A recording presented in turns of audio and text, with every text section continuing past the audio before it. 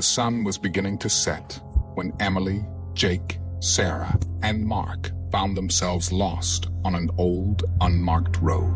They had been driving for hours, searching for the main highway, but the GPS kept glitching. "We should have taken the left turn back there," Jake muttered, gripping the steering wheel tighter. Just as frustration and worry began to settle in, they spotted something ahead, a village, nestled quietly among the trees, as if it had been there forever. "Thank God," Sarah exclaimed. "Maybe someone here can help us find our way back."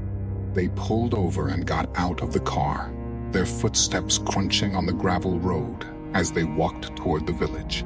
A sign, weathered by time, barely readable, said, "Welcome to Elmswood," but none of them had ever heard of it before. "Weird," Mark mumbled, glancing around. "This place isn't on any map." The village seemed old, but the houses were neat, well-kept, with flower boxes in the windows and smoke curling lazily from the chimneys. As they approached, villagers started appearing, smiling warmly. An elderly woman waved at them. "Oh, hello there. Travelers, welcome to our village." Emily forced a smile and waved back. "Thank you. We're lost. Could you help us get back to the main road?" The woman's smile grew wider. "Oh, of course, dear. Why don't you rest a while first? You must be tired.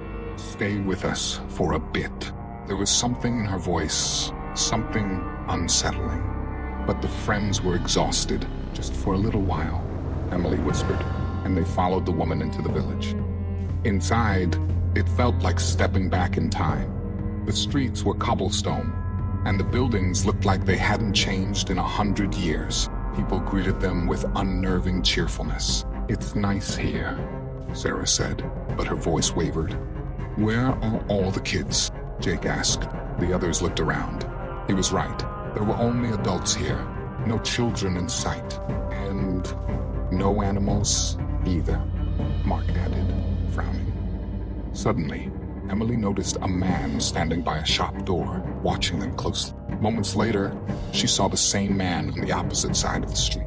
"How is he?" she whispered, pointing. "Wasn't he just over there?" "Yeah, I saw him too," Jake said, his voice tense. "And there," Sarah gasped. "Look, that woman. I swear, I just saw her by the well." The friends exchanged nervous glances. "Let's go," Mark whispered urgently. "I don't like s-" But as they turned to leave, the villagers began to close in around them, still smiling, but their eyes were cold. "Where are you going?" one of them asked. "Stay a while longer," another chimed in, but their tone was less inviting now, almost insistent. Jake turned back toward the car. "Run," he shouted. They bolted down the street, but no matter how far they ran, the village stretched on. Every turn led to another cobblestone path, another row of identical houses, and those same smiling faces, waiting, watching. "We're going in circles," Sarah screamed. "How can this be? It's not possible." Mark stumbled, falling to his knees. "It's the village," he panted. "The village itself. It's alive. It doesn't want us to leave."